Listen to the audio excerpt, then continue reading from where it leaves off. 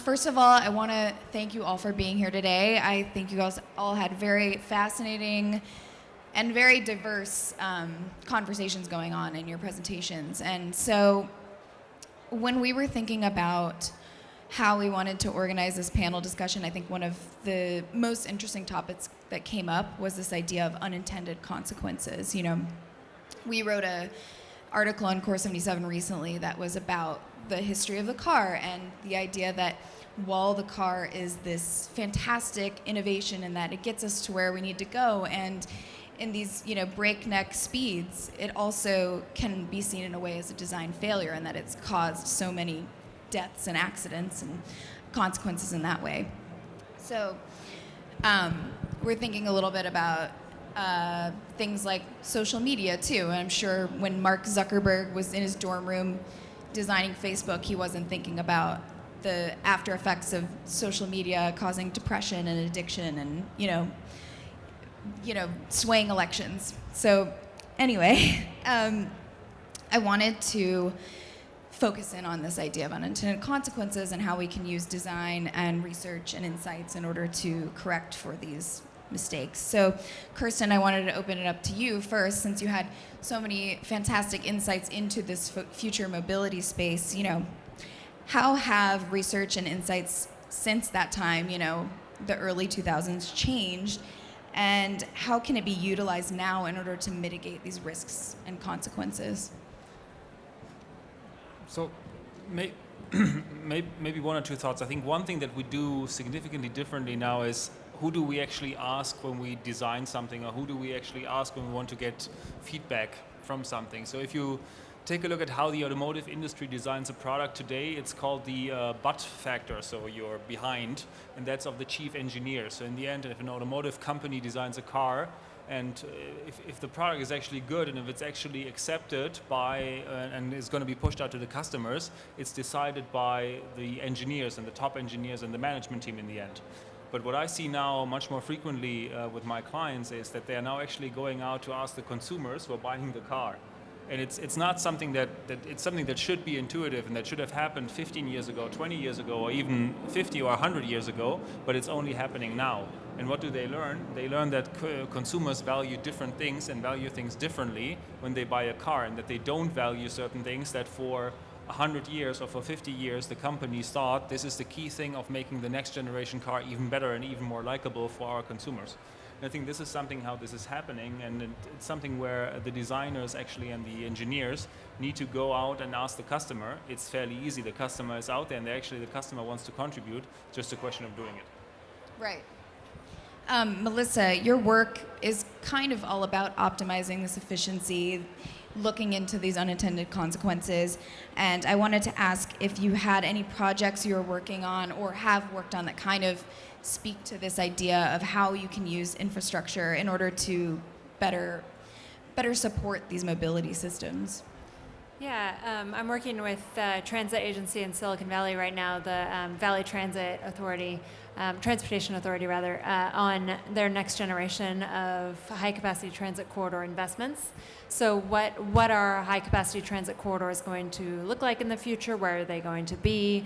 Who are they going to serve? And they have this question of, what kind of vehicles should they be? Should they be buses that we see on the road today? Should they be light rail vehicles that we see on the road today?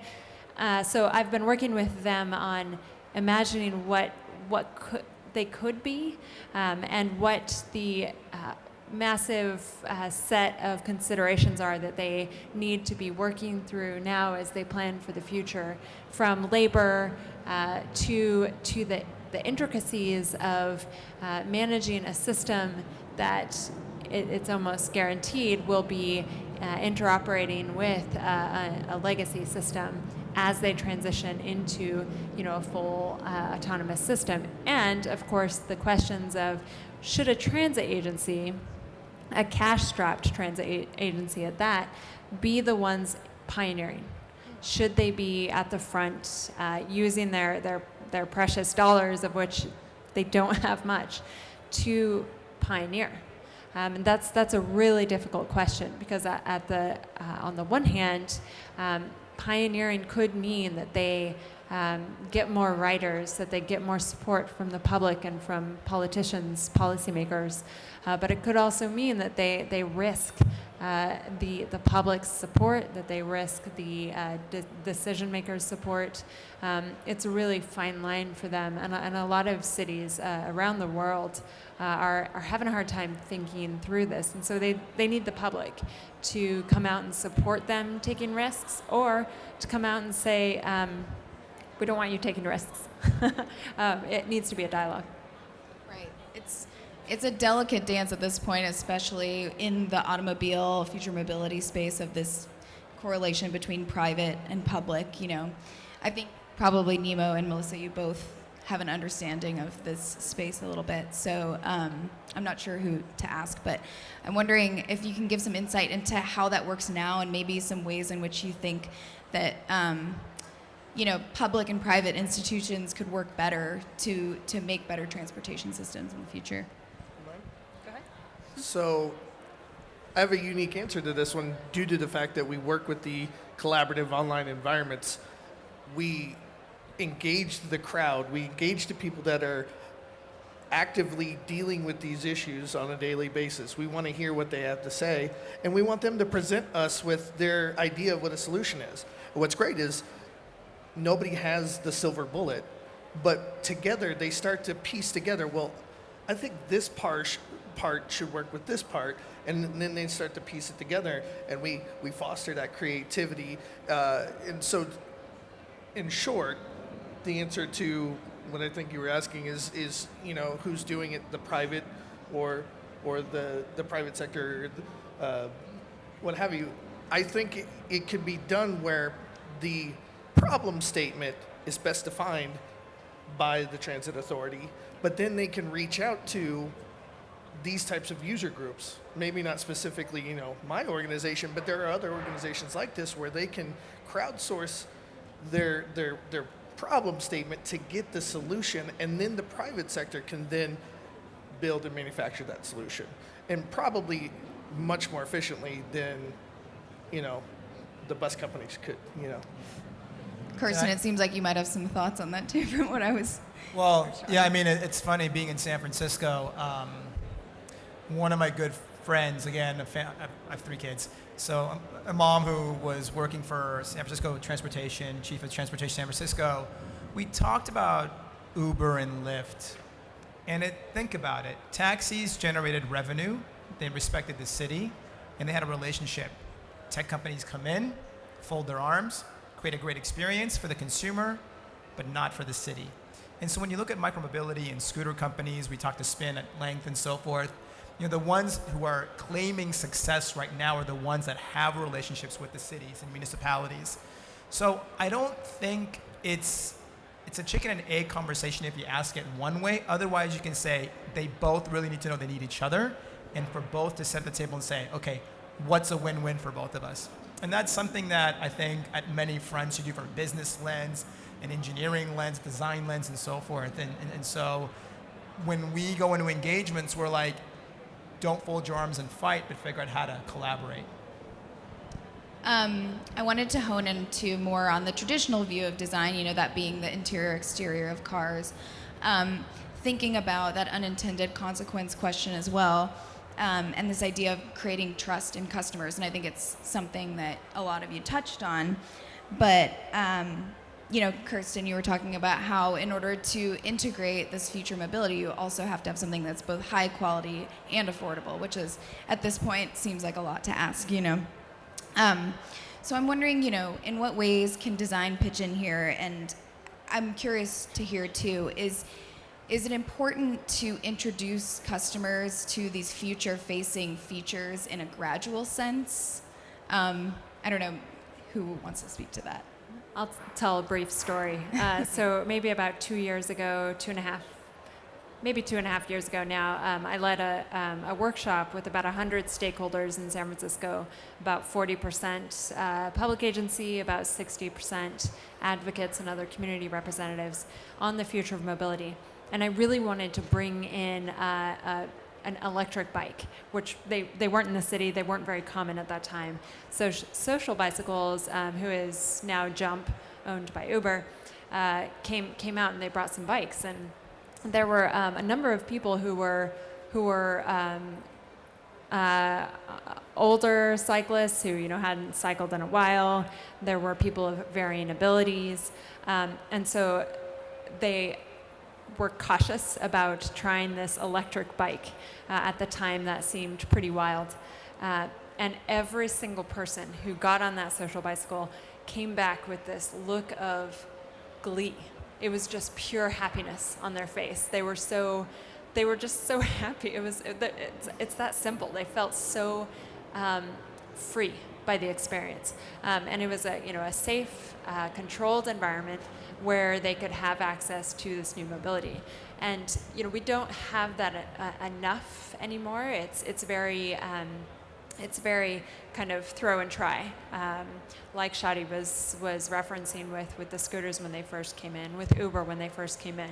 So having a kind of rather than a we are all the guinea pigs kind of environment, more of a, I don't know what it looks like, but something where we can be more of partners in this growth of new mobility, I think is a critical way to build trust and to create a more collaborative future. Does anyone else have insights about that original question about how you introduce? Does it take small steps to introduce people to these future-facing design features, and how do you do that? That's a hard question because it Sure. depends, right? It depends.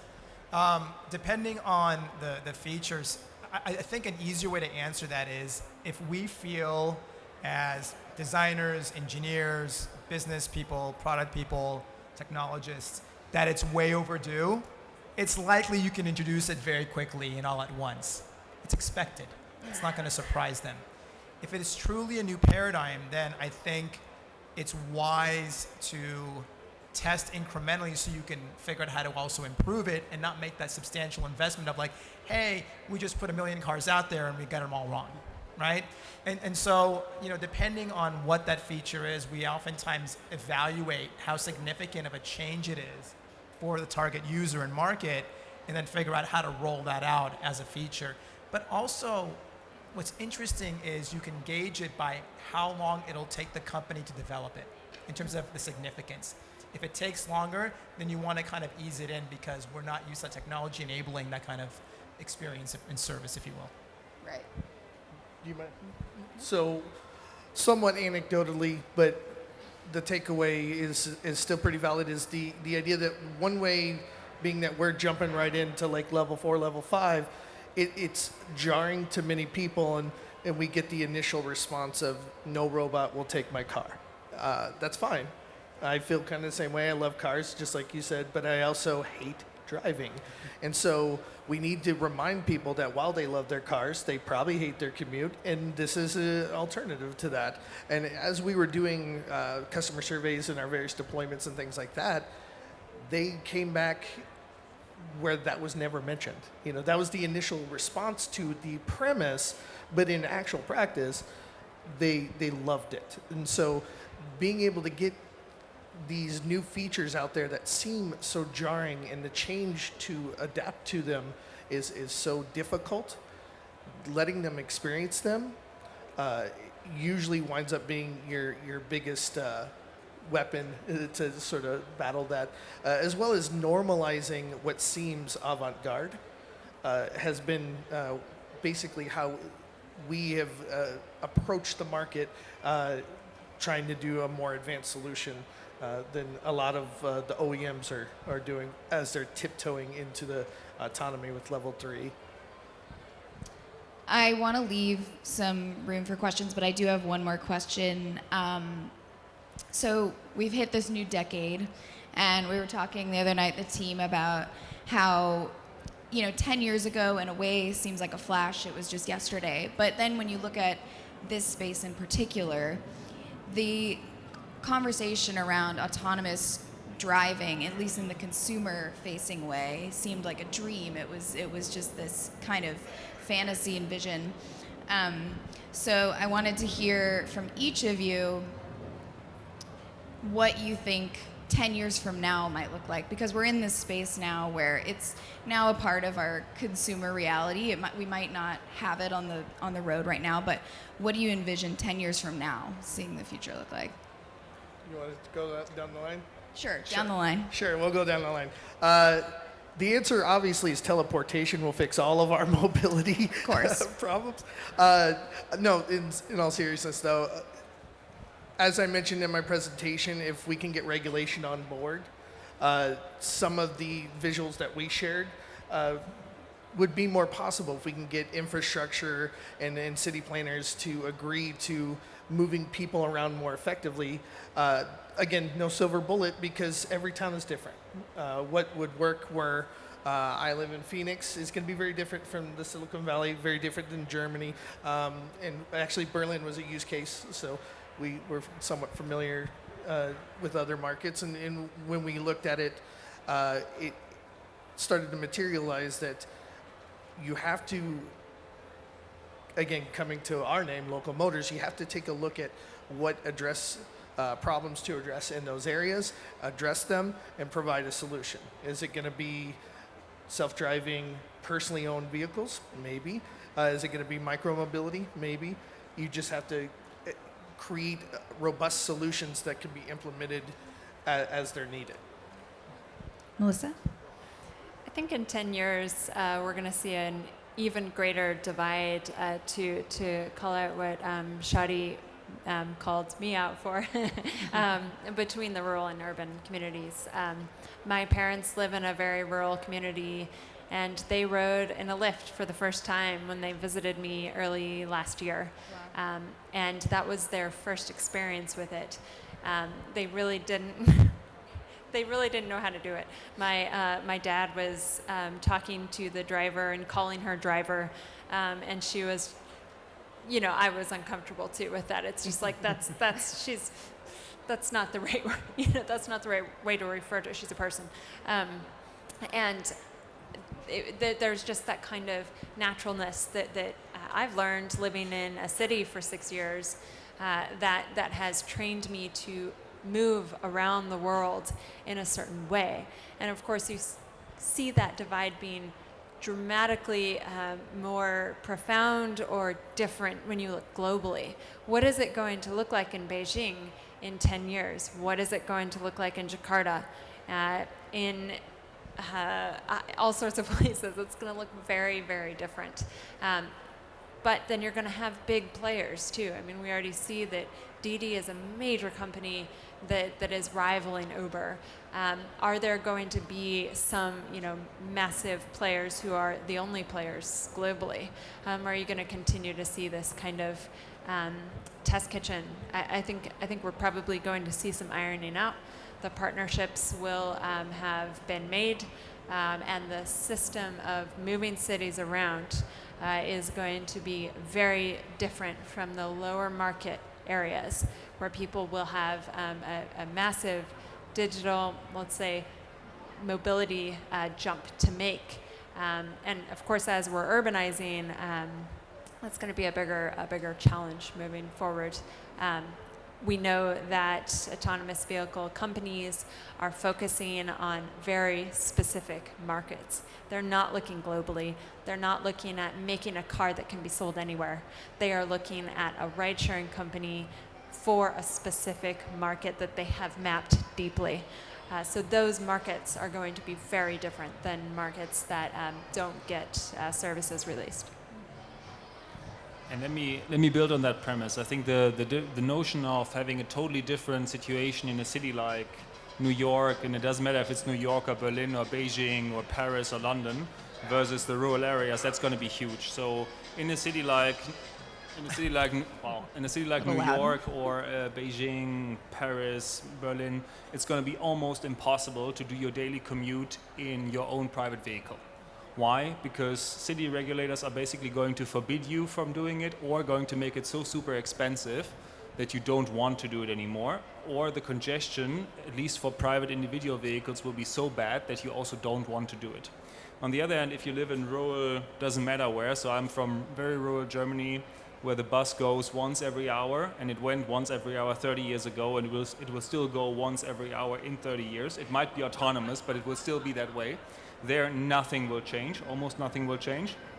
Might be a couple of electric vehicles, but in the end, what this will mean for the entirety of society is one, I liked your picture of all the different subscription services. So I do believe that by 2030, 60, 70, 80% of us living in cities will have a mobility subscription on whatever we're going to be using as phones then.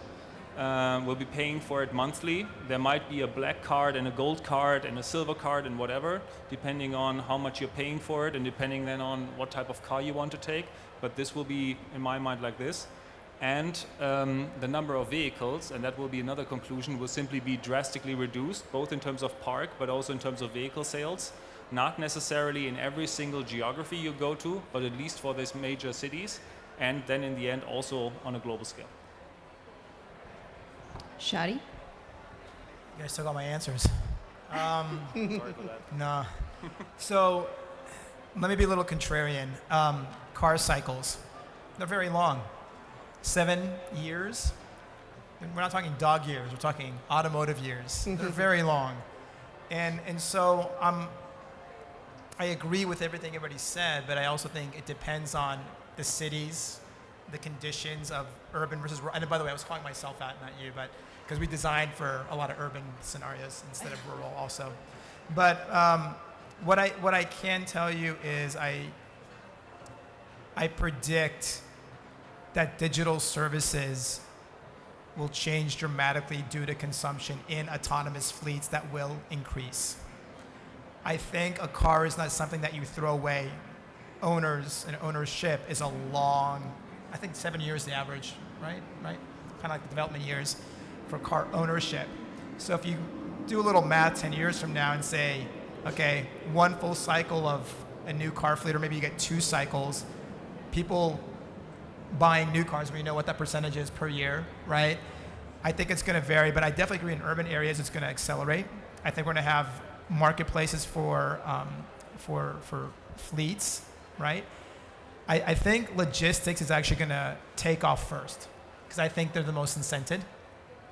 And I also think that we're going to have hybrid mobility solutions, but they're going to be more accepted and more comfortable. And lastly, I'm excited because I'm actually keenly curious what's going to trump the iPhone and the Android phone in terms of a computing platform, because it had a profound impact on how we design in-car experiences. And so as we look at wearables and other kind of technologies, AI producing smart services, it's going to be really fascinating. So yeah, it's a really good question, but I kind of think 10 years not that far out. I think it's going to be different, but not that far. I mean, look, the Toyota Prius was 2004. It's still a very relevant car today, right? So I think if you ask, I go back to this study from the University of Michigan, when are we going to hit class 4 autonomy? 2050 sounds about right to me. That was their estimation. In terms of it being more 51%, the majority of the marketplace, depending on in urban areas, but maybe I'm wrong. Maybe that's a little bit too far out there. I guess we'll just see. Can I add something? Sure, quickly. So one thing that I want to touch on that both of you guys touched on a little bit is the idea of ownership, right? One thing that I didn't get much more time to say in my presentation is the idea that ownership, if it goes away, what do you replace it with? Which means that you replace it with experience, which you said the gold card, the black card. That means experience is a commodity. What do you see that as? Because that's the world I live in, is understanding user experience, the types of interfaces. By the way, I love that you said screens. Stop putting screens everywhere. I love that because that's something that I talk about all the time at work. But the idea that by increasing the customer experience, in potentially turning that into a commodity market, where do you see that? Because that's where I see already trends, as you brought up in your presentation, Shady, is as people are getting more experience focused, that means they're willing to pay for those experiences, which is why I put those subscription services up there. You can have Hulu without ads. You're willing to pay for that, as well as the privatization of data. That's increasing your experience, and therefore it's a commodity. So I'm kind of You want to bouncing answer the first question. also, or just? So I think in one of the presentations, I can't recall which one, it was said we're paying for the benefit of more space. And I think it's something we're already doing with airlines today. And there's a ton of people who don't care about whether they sit in Europe as Ryanair. I'm not sure what the equivalent in the US is, but they don't care about sitting like this in a plane for 5 hours. And there's a ton of people who still do care and who are paying for first class or business class or whatever it is. And I think that there will be simply different customer segments, and we will see these different levels of experiences. But it's not only the comfort, it's also the question, is my vehicle here in 2 minutes? Is it guaranteed to be on my doorstep at 8:30, 7:30, 6:30 in the morning when I have to and want to leave for work? Is it guaranteed to be clean, and so on? And I think there's a ton of stuff that people will be wanting to pay for, and that the clever companies will be able to monetize as add-ons to your subscription. And then again, it might still be a commodity. Getting from A to B might be a commodity, but the way how you do it and the guarantee with at which you do it and so on, that's going to be a huge difference in my mind.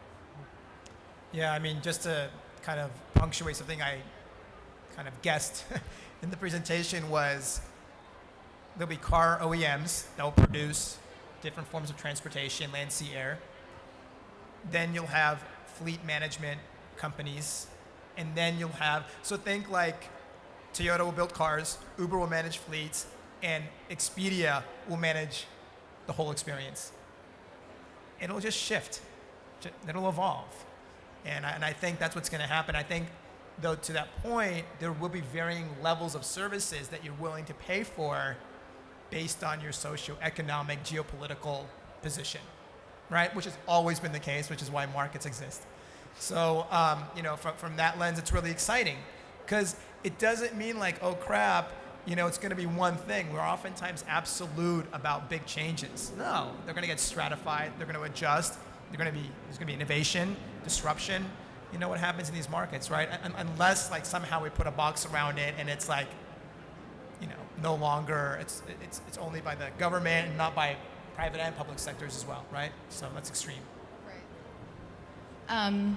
I get the sense that you all are an informed and curious audience, so I wanted to open it up to you guys to see if you had any questions for anyone. I think somewhere we have a microphone, so if anyone wants to ask anything, just raise their hand. Got someone right there. Dr. Floritano with Denver Regional Council of Governments. Wonder if you've talked to any municipalities and city governments, because the disruptive technologies are using public infrastructure that has been paid for with public dollars. You're monetizing that, and you're creating expenses for the local governments, which we need to have that conversation. Do you have someone you would like to answer it? No, all of them actually. Okay. I'm happy to talk about it. Cities are my most frequent client. I think it's a really big deal. The micromobility space is really starting to iron out how they are doing permitting, so that the micromobility companies are doing some sort of application to the city. The city then receives that application and either approves or denies it and requires a fee. So every single trip is paying the city a certain amount of fee to operate, to do commerce on the sidewalk, right? And then there are certain requirements for how they're stored, for how they are recharged, for how they're rebalanced, other requirements for how they equally serve the city, how they have different access programs so that they they are accessible to people at all income levels and from all neighborhoods. And when those companies don't follow those rules, they get their permit yanked. So it's still forming, and not all cities are developing this kind of program. But myself as a city advisor is definitely working with my clients to look at precedents in other cities, to look at best practices that are being published by entities such as NACTO, the National Association of City Transportation Officials, and to experiment, do pilot programs so that these companies are permitted just for a certain amount of time. Then when the permanent program is in place, still their permits are time-based, so they must be renewed, and of course they could be yanked if they do certain problems. And that kind of framework is pretty important for any commerce that happens in the public realm. So I think we're going to see an increasing standardization of that form of conversation happening between cities and companies. I'm sure it's going to change. It's going to be different in San Francisco than in Nashville, than in Orlando, and then of course globally. But there are definitely some best practices that are starting to emerge. Great. I could speak specifically to the vehicle, maybe not on a grand scale, but specifically to the vehicle that we developed, the Ollie. The Ollie was conceived around the idea that it's alleviating congestion and therefore trying to work directly to fix the problems that you're somewhat talking about. Granted, that's a romantic notion, and it takes a lot of work. We work directly with the communities that we deploy in, and they're the ones that reach out to us, being that we're providing a mobility system that's specifically designed around that.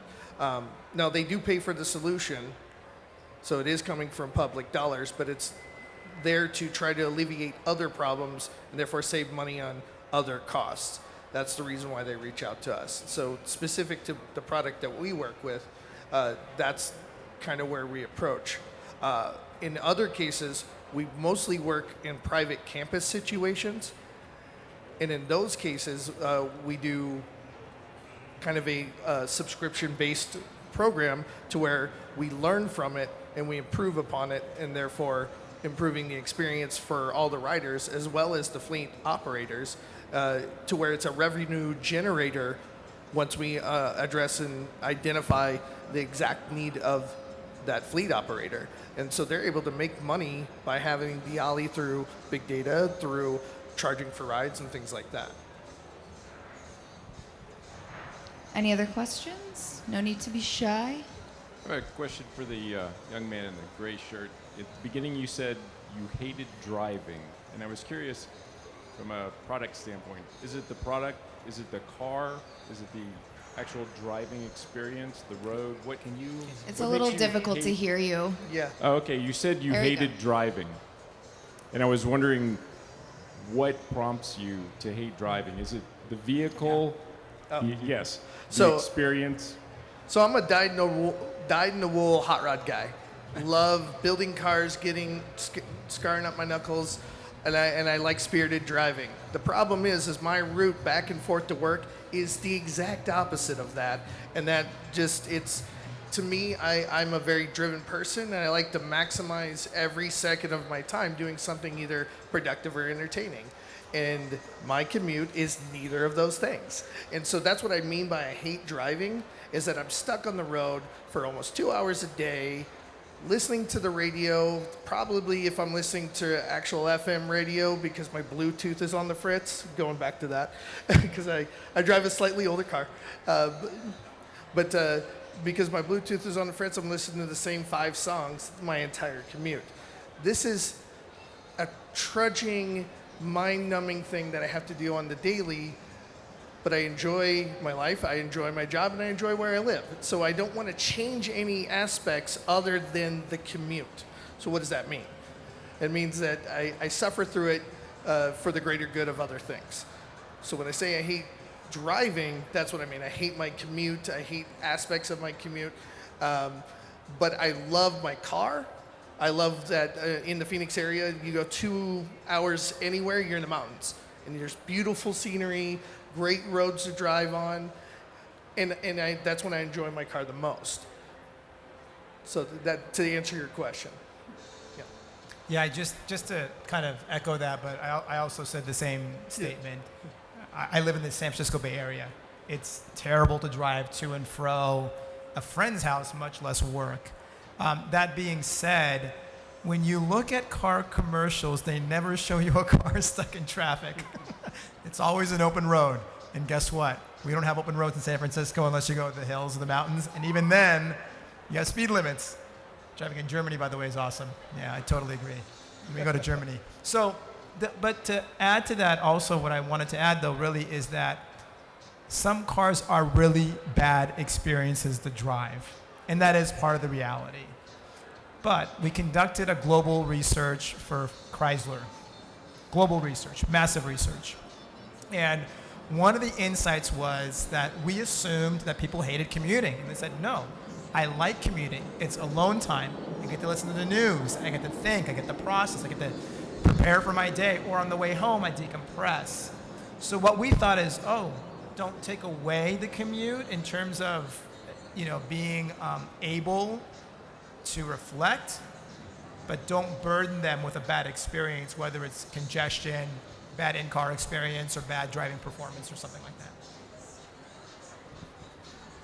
Anyone else? I think there's someone up here.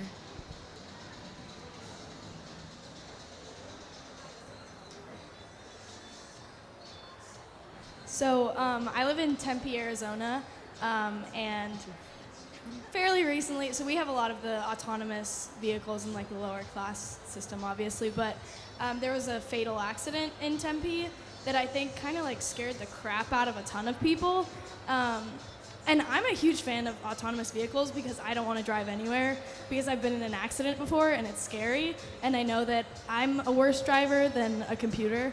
So to me, that's so exciting, but how do you combat as a designer and also through the entire design of the experience, how do you combat fear of an entirely new experience where you may feel a lack of control in that situation? So I'm going to jump in here because she's talking about like a mile away from where I work, where that happened. So we're located in Tempe, Arizona, actually right off Kyrene and Ray, holler. So when that happened, it definitely there was kind of an ominous tone in the office because we're working on an autonomous vehicle. And now we test on a private campus in Chandler, and so we're like, well, we're fine. We can still test. It doesn't really impact us as far as our development pipeline. But at the same time, we're like, but what does that do for perception? When the accident report came out, we realized that a fair amount of what kind of led to that accident doesn't really apply to us, and that the experience that we were doing, and again, I'm speaking very specific, but the experience that we were doing was not really impacted. But the industry as a whole, we can only combat it with data. The data will eventually reflect that this technology is ready for prime time or it's not. And if it comes down to that it's not, then we're all going to regroup and we're going to figure out a different solution. Yeah, I think it's a really poignant question.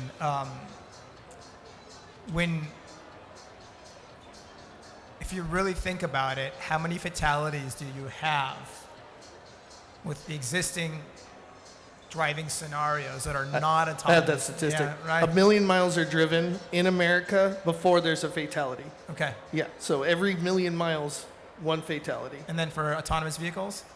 On autonomous vehicles, based on the only available reports with Waymo's reports is they were able to drive 4 million miles with any accident incident. And if you include Uber's testing, it's like 1.5 times that before that fatality happened. So there has been millions of miles with one fatality. And that's what the available reports. Now, we had Intel doing, and their reports were proprietary. They didn't share them, except for they have incident reports they have to submit to the government. But those are harder to find. You have smaller companies like us with, fleets in the teens rather than the hundreds. And those miles don't really add up as quickly. But the point being is just in taking what Google did and the fact there's only one fatality, they're already 4 times better. Yeah, but so sorry, I don't want to get that deep, but let me spin that a little bit further. Sure. Think about how many fatalities on the road occur due to negligence and driver mistakes, as opposed to the car failed and there was an accident, right? And then compare that to autonomy as well. And then also, we don't have the density of autonomy to really get that data, so it's going to be hard to get those same correlations with the same significance and the same confidence. But what I would say is this: the fewer of us that are driving, probably the better off we all are. I mean, no offense, right? And especially in dense areas, and especially if we want to go, I'm a father, so like I don't drink and drive and things like that, But you have to think about those things, right? And so now you can go out and have a drink with your friends or do whatever, right? And so these types of thoughts really drive people's intuitions. And I don't think we have to think for them. And they can either ride a bike, go in an autonomous car, or drive themselves. They still have a choice, and they still will in 2030. Speaking as a father, I have 2 teenagers that drive, and I love the idea of autonomy because I'm less scared to be on the roads with my kids. So yeah, for my daughter as well, and my kids as well. Are there any more questions out there? We're kind of... Just to quickly respond to that, if I sure. can. There was a lot that went wrong in that tragedy. A lot, so much. The infrastructure, since that's what I'm here to talk about, was terrible. It really, really bad. Like shockingly inhumane for people. That exact context. The speeds were probably too high. There was no lighting for pedestrians. There were not 2 people in the car, which is pretty standard and required in California. There were also technological failures, things that Uber did explicitly. There were a lot of problems, and we should learn from them. We shouldn't just say, I agree with everything we're saying on the panel here, but we should also take this opportunity to take an explicit look at all of the failures and not do them, so we don't kill people. I saw someone back there. Yep. Hey, David Byron. I'm an industrial designer in Detroit. And I'm just wondering, from the 2 designers, and the other 2 can chime in too, your perspective on, as I deal with Detroit and Asian customers as a design firm, one of the conversations that's been coming up as we look at specifically short-term 10-minute ride service vehicles, the idea that when I get in that 10-minute ride, I'm only going to just be looking at my phone anyway.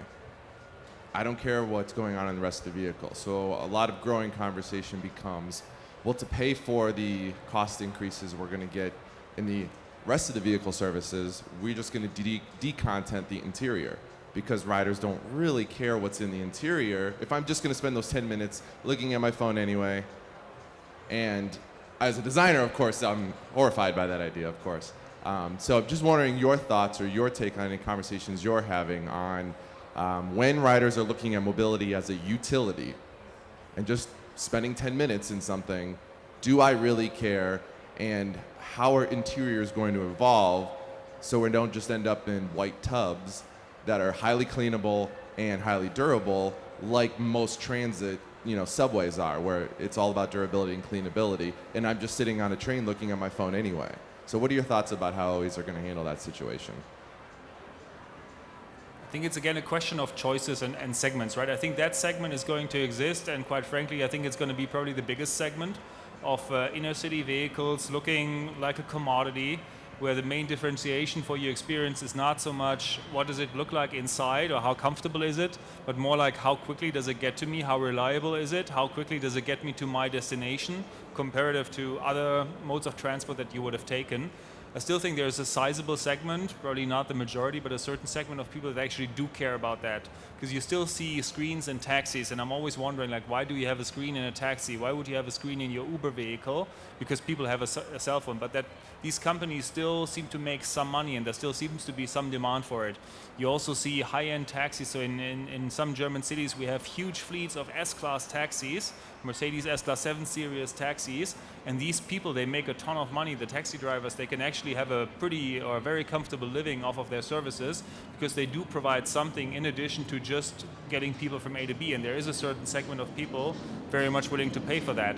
So I do think, yes, I think the majority of mobility in inner city for 10-minute trips is going to be a super commodity. They're all going to look more or less the same, and it's going to be decisive how clean it is and how quickly it comes and how reliably it gets you there.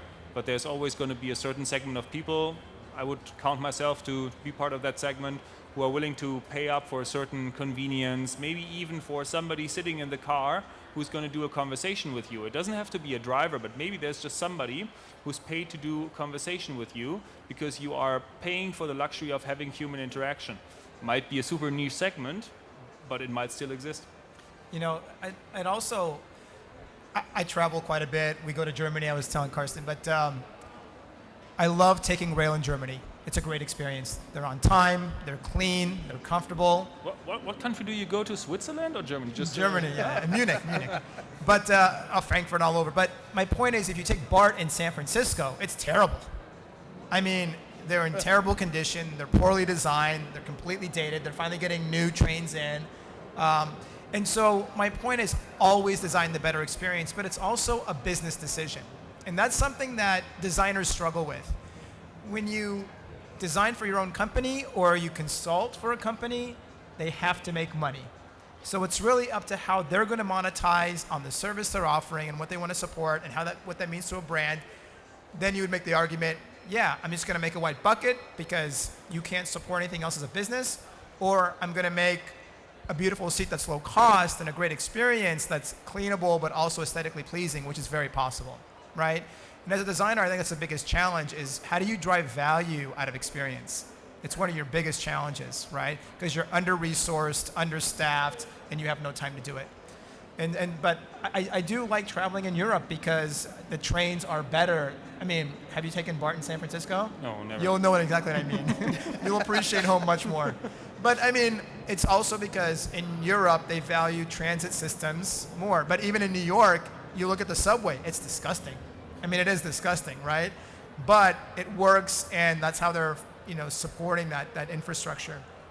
And hopefully we get better at it here in the U.S. But and you can talk about airlines, Spirit Airlines versus, Delta or anybody else, right? If you've flown in Spirit versus somebody else, they monetize on low budget, low experience.